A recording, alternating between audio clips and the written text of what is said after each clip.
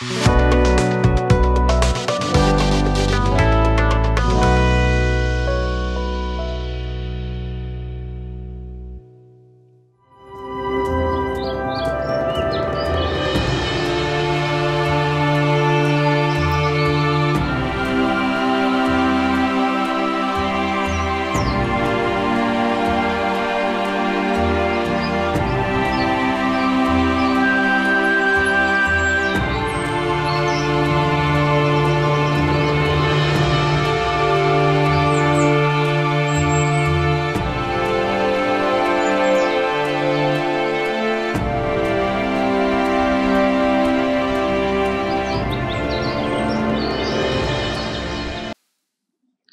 जीशु ख्रीष्ट अति बहुमूल्य नाम संपर्क इंडिया द्वारा प्रस्तुत कार्यक्रम नुआ सकाल आशार आज अध्याय में आपण स्वागत जनाए।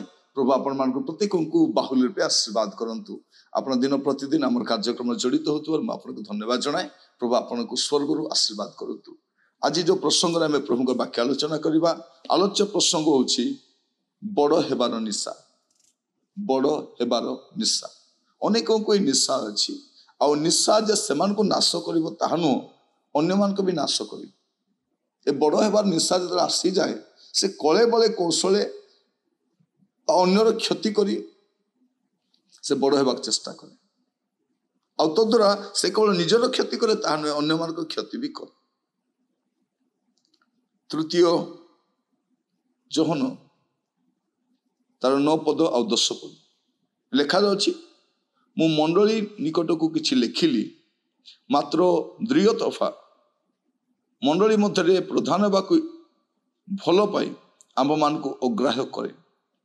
से आंभ मान को विरुद्ध रे मंद कथा कही आंभ मान निंदा करे पुणी सेथिरे तृप्त न होई निजे भाई मान को आतिथ्य करे नाही। पुणी अन्य माने ताहा करबा को इच्छा कले से मान को मना करे आ मंडली रु सेमान को उच्छिन्न करे। एणु मु गले ताहार ए समस्त कृतकर्म स्मरण रे आनिबी। एठी हमें देखु जने व्यक्ति विषय से व्यक्ति किए भी ही पारंती।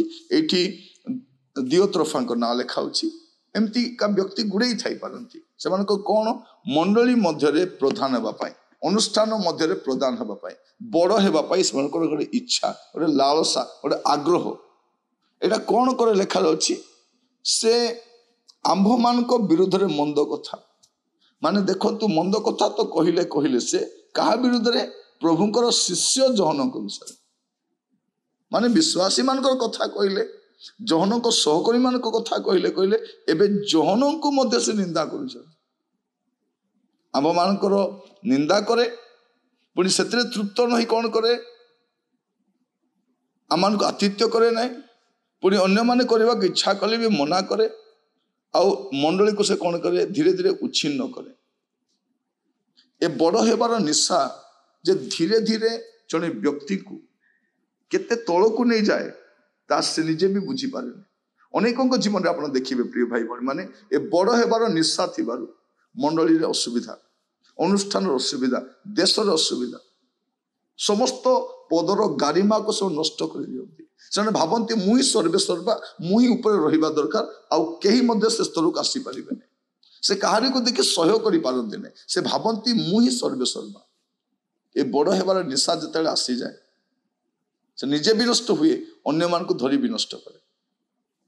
आज आमे टिके चिंता करके देखिबा जो मान को जीवन में बड़ हेबार निशा आसी जाइछि धीरे धीरे से माने कोन होंती विनष्ट हेबा को लागत से जीवन नष्ट हो जाए धीरे धीरे से बहुत क्षति हुए।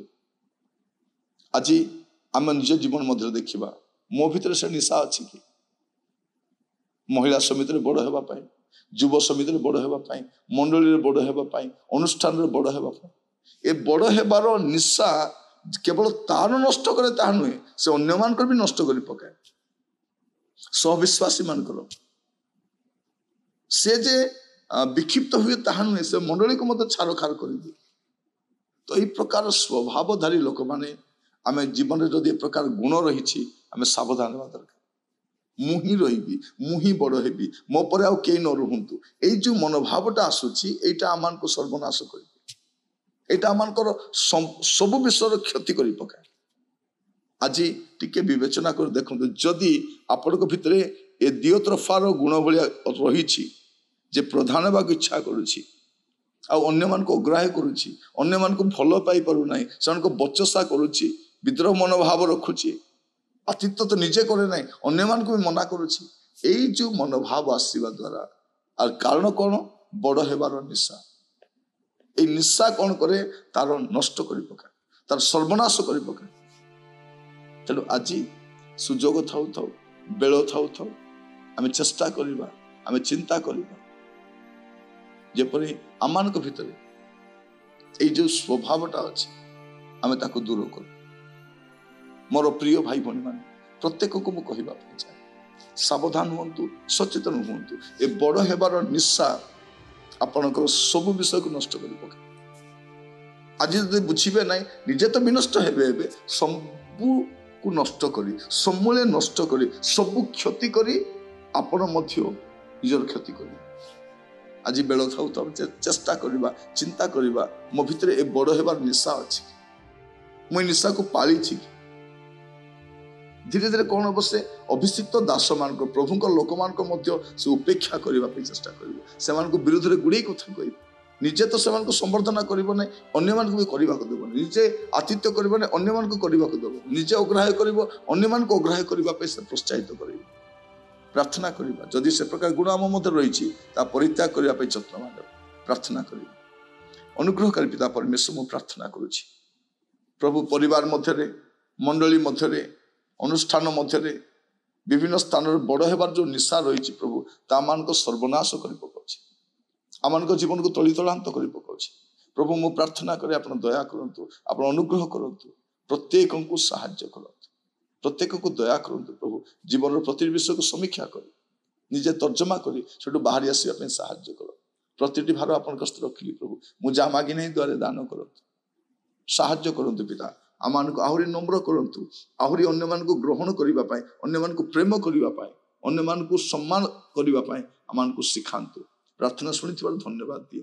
ଆଦର ମହିମା ଗୌରବ ଆପଣଙ୍କୁ ଦେଇ ପ୍ରାର୍ଥନାଟି ମୋର ପ୍ରାଣର ପ୍ରିୟ ଯୀଶୁଙ୍କ ନାମରେ ମାଗିଲି, ଆମେନ୍। ପ୍ରଭୁ ଆପଣମାନଙ୍କୁ ପ୍ରତ୍ୟେକଙ୍କୁ ବାହୁଲ୍ୟ ରୂପେ ଆଶୀର୍ବାଦ କରନ୍ତୁ। ଆସନ୍ତାକାଲି ନୂଆ ଅଧ୍ୟାୟରେ ଜଡ଼ିତ ହେବା। ବିଦାୟ ଦିଅନ୍ତୁ। ନମସ୍କାର।